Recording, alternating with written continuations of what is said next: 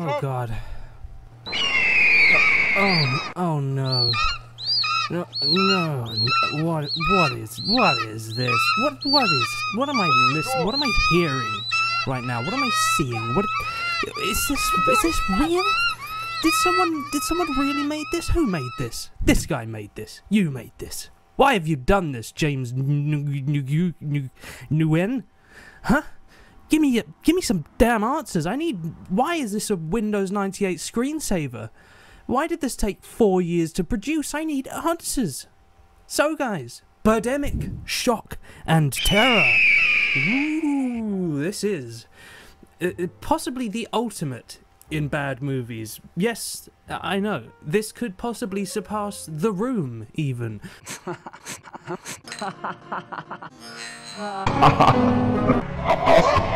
And I know that's a bold statement to make, but today I'm basically going to be showing you and explaining why I think this surpasses even The Room. For those of you that don't know, The Room is a film made by Tommy Wiseau. It's a very, very bad film, but it's been known by a lot of people as the best so bad it's good film. But I think Birdemic might be even better. It's just so brilliant. There's so many blatant, on-the-nose comments about society and the environment and government and war.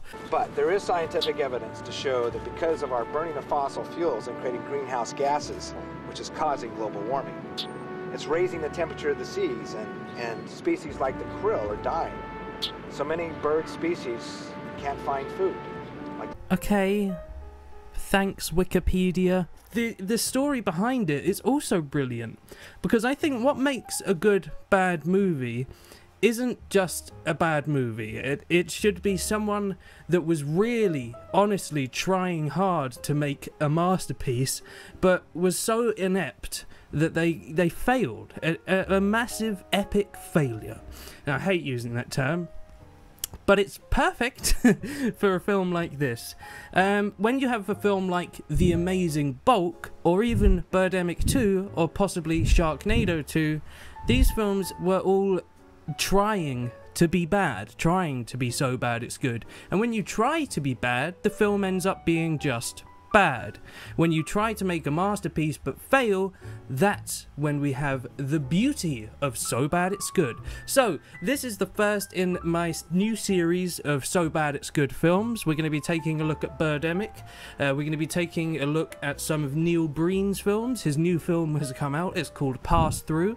We'll be taking a look at all of that because I love bad movies. I love films that are so bad it's good. And if you guys know of any that I may not have heard of, please let me know. I'll also be doing Who Killed Captain Alex. I'll possibly be doing some of the stupid Sharknado films, even though I don't know if they really fit into the kind of category I'm looking at. So let's first take a look at the journey that James Nguyen took to create this titan of a film.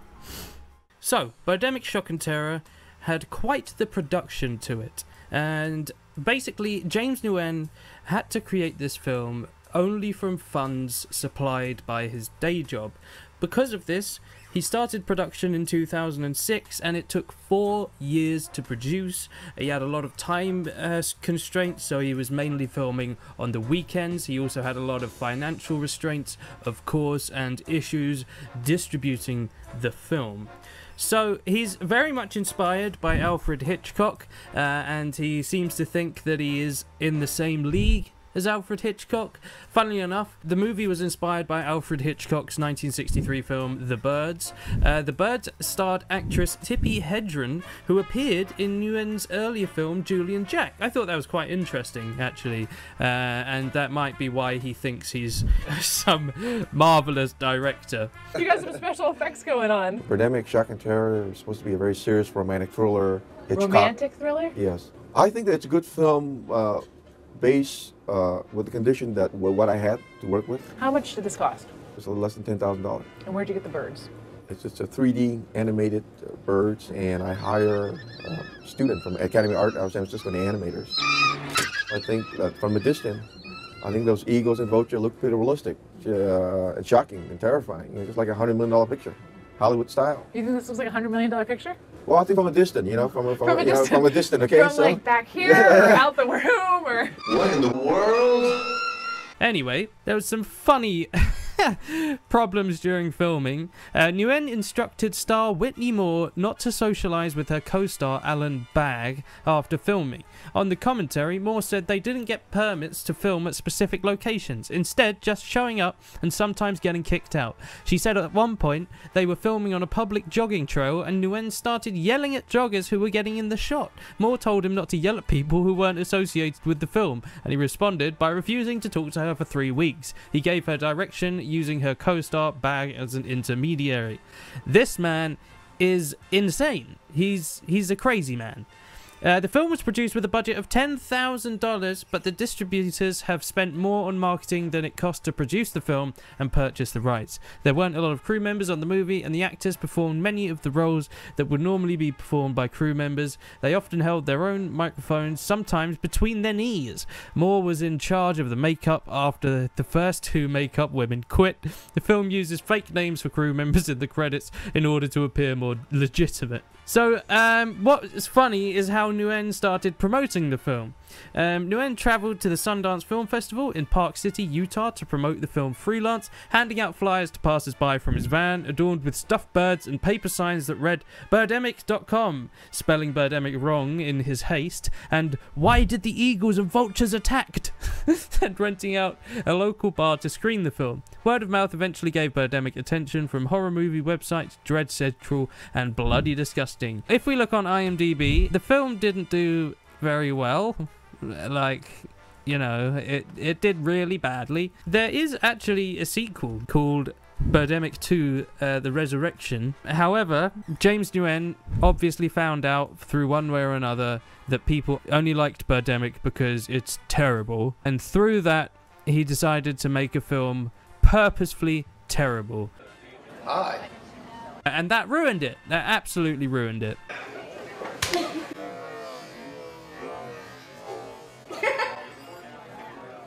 So IMDb gives it a 1.8 out of 10, and yeah, sounds about right. Basically, I think it's time to get right on in to this film. Birdemic 2 actually receives a 1.7, so even worse. Okay. So the film starts out with some driving, and then some more driving, and then some more driving, and hey, you better get used to this audio loop because you're going to hear it time and time and time again. I think it's some stock music found on the internet. It's incredibly repetitive, much like the driving. Is the point that driving's bad for the environment? Or does James Nguyen just not understand what pacing is? And what is this Dutch angle all about? Cameraman's like, back at the actor, back at the road, back at the actor, back at the road. Is he gonna get the car in shot? No, he isn't. Obviously not. Miles away. Now, just make sure you walk and look totally relaxed. Yeah. Kinda. Yeah, no, okay, alright. But never mind, we'll just not retake that. Hi. Excellent. Excellent sound design. Wowee. Can we listen to that again because it was so good? Hi.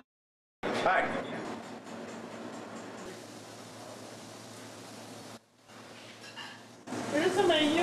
Thank you. I'll be right back with you. Hi. So, whilst at this cafe, he notices a grill, and then proceeds to stare at her in a not at all stalker / serial killer way. I wouldn't be frightened, not at all.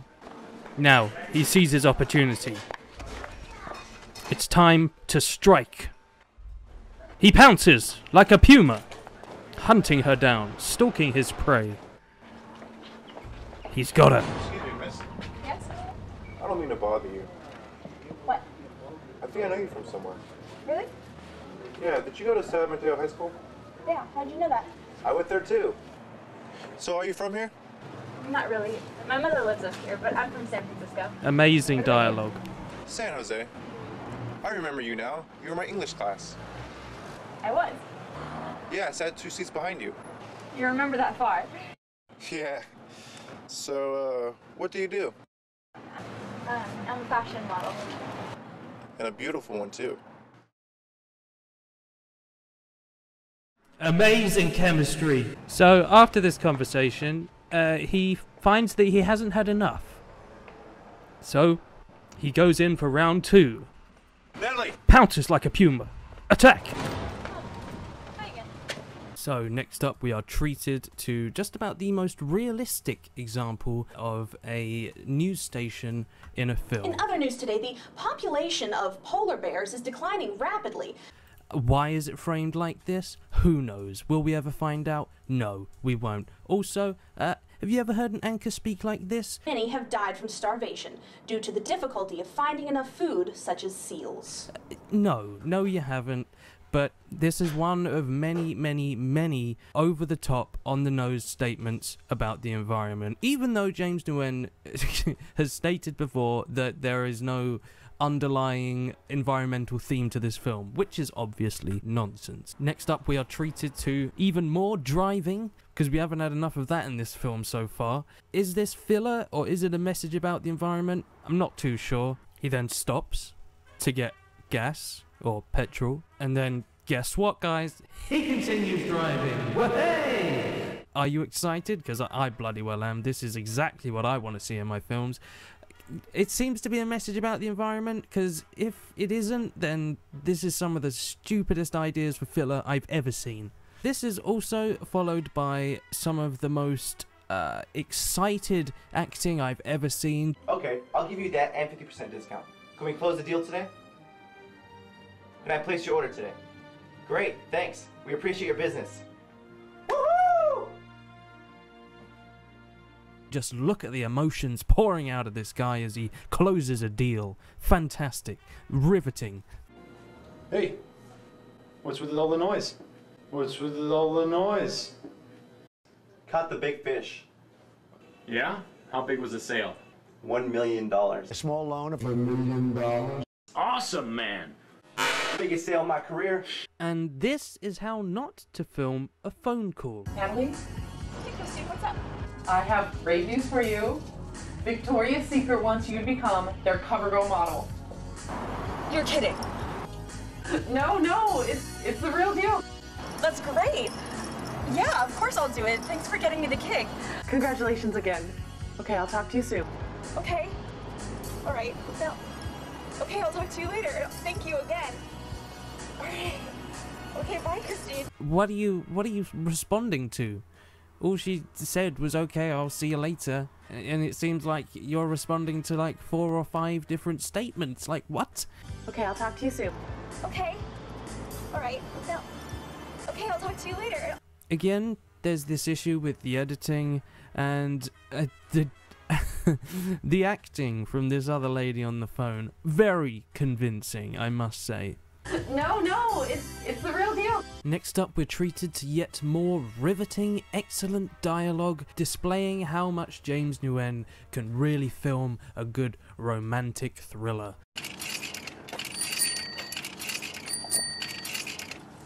Hello? Natalie? Who is this? It's Rod. Oh, the guy from the restaurant. What's up? Hey, it was nice running into you at Half Moon Bay. Yeah, it was nice meeting you. So, how's your day? My day's going well. How's yours? Great. I made a big sale today. Good, fantastic. Thanks. I closed a big job offer today with Victoria's Secret. Wow, congratulations. I think you'll look great in those lingerie. Thanks. So, how about dinner to celebrate your success?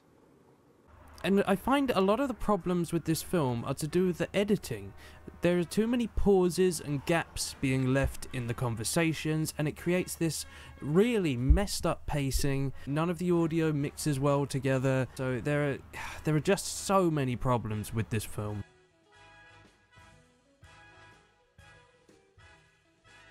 Hello? Natalie? Who is this? It's Rod. Oh, the guy from the restaurant. What's up? Hey, it was nice running into you at Half Moon Bay. Yeah, it was nice meeting you. So, how's your day? My day's going well. How's yours? Great. I made a big sale today. Good, fantastic. Thanks. I closed a big job offer today with Victoria's Secret. Wow, congratulations. I think you'll look great in those lingerie.